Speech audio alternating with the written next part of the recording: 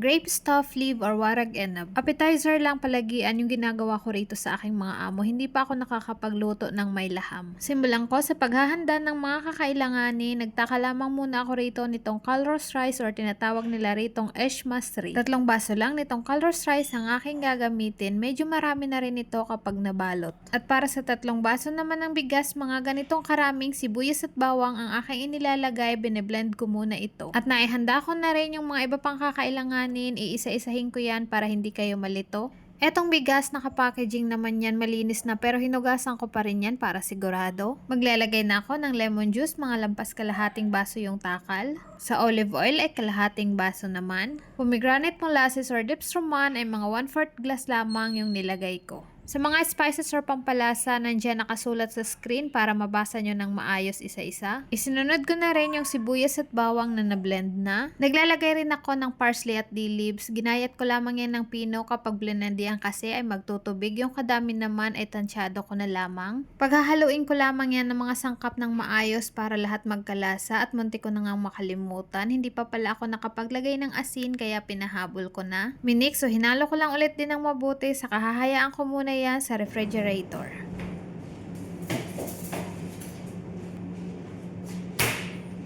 Ginawa ko na kasi yung mixture bago ako magluto ng lunch para pagkatapos kong magluto ay ibabalot ko na lang. Marguga yung para sa lunch, isi-separate video ko na lamang ito kasi hahaba masyado yung para sa warag anab. I-fast forward ko na lang nung matapos na yung lunch, inasikaso ko naman ulit ito para sa warag anab. Etong warag anab or dahon ng ubas na na-preserve na ay hinuhugasan ko muna mga 1 beses lang dahil sobrang maalat ito. Eto nga yung gagamitin kong pambalot para dun sa mixture na nilagay ko muna sa refrigerator. Bago ibalot ay paghaluin or mix lang din muna. Sa pagbabalot naman ay may kanya-kanya na tayong pamamaraan dyan or technique. Kung palagi ka nang gumagawa nito at nakasanayan mo na ay medyo madali na lamang. Ngunit sa mga baguhan ay paniguradong medyo mahihirapan. Pero madali lang naman din matutunan. Lahat naman ng bagay ay nalalaman kapag pinag-aralan. Ito at dahan-dahanin ko kung paano ako nagbabalot ng ganito. Sa isang dahon or warag anab, naglalagay ako ng katamtamang dami ng bigas. Iro-roll ko muna ng konti saka isasara ko sa magkabilaang banda or side. Maayos yung pagkakasara dapat and then iro-roll ko naman yan ulit ng dahan-dahan hanggang sa masara ng tuluyan or mabalot ng tuluyan. Pero sabi ko nga may kanya-kanya naman tayong technique o paraan. Marami ring nagsishare ng mga bidyong ganito kung saan ka napapadali, yun yung gayahin mo. Hindi ko na ipapakita isa-isa yung pagbabalot dahil sa dami nito mauubos yung oras natin. Etong warag anab pala ay ginawa ko nung nakaraang December 30 pa. Pero isinerve ito nung December 31 na ng gabi dahil may pabisita kami rito. Ginawa ko lang ng maaga para hindi ako maghahol sa oras. Fast forward na ulit, ito na yung napagbalutan ko doon sa isang grapon. O diba, medyo marami-rami din. Dinerecho ko na ding iluto nung mabalot na sa isang kaldero. Nilagay ko yung mga warag anab na sobra ng mga punit-punit na. Yun ay para maiwasan ng pagkasunog sa ilalim. Saka naman naglagay ako dyan ng olive oil at mga patatas na ginayat ko ng pabilog. Sa pagpapatas naman sa kaldero o anumang paglulutuan, ganito yung paraan ko. Parang paikot yung paglalagay ko. Isinasalansan ko ng maayos ng tabi-tabi at medyo hinihigpitan ko para hindi sila maghiwa-hiwalay or hindi maglabasan yung mga palaman kapag niluluto na. Tama ba palaman? Basta yung mixture na binalot or yung mga kanin para hindi magsilabasan kapag pinapakuluan or niluluto na. Nang matapos ng maipata sa kaldero sa mahinang apoy ay isinalang ko na.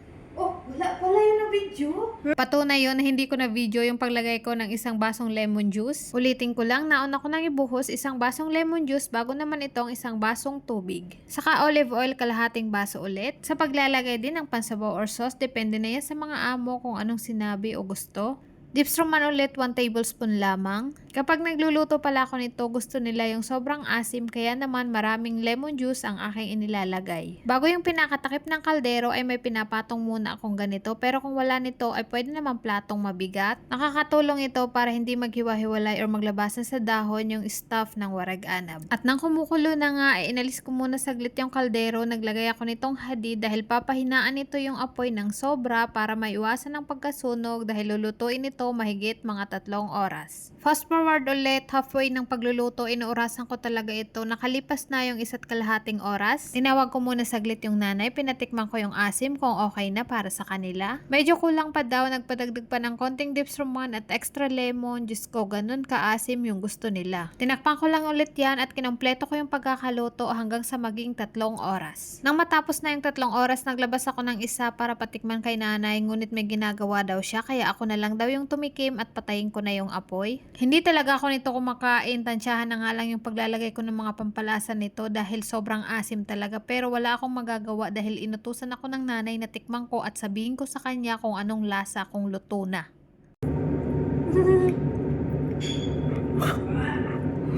Asim! Kung pwede ko lang sabihin kay nanay na sobrang asim pero wala namang kaso yun sa kanila dahil yun nga ang gusto nila. Inilagay ko na muna yun sa taladya overnight and then ito ay 31 na, i-prepare ko na siya para naman i-plating na.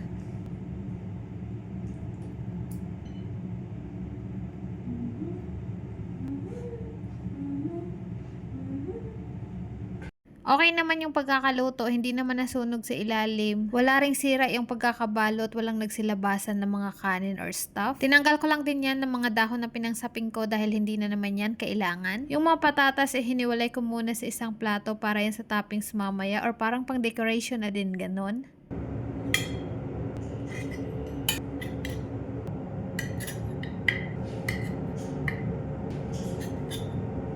Sa plating naman, kanya-kanya na tayong idea at paraan. Sa mga ganito namang pagkakataon ay kusa na lang din lumalabas yung pagiging creative natin. Sabi ko nga, pag palagian na ginagawa ay matututunan na lang. Ready na. Yun lang, kahit sumakit ang likod sa pagbalot ay success naman at alam nyo ba na 2 peraso na lang ang natira niyan pagkatapos ng kainan?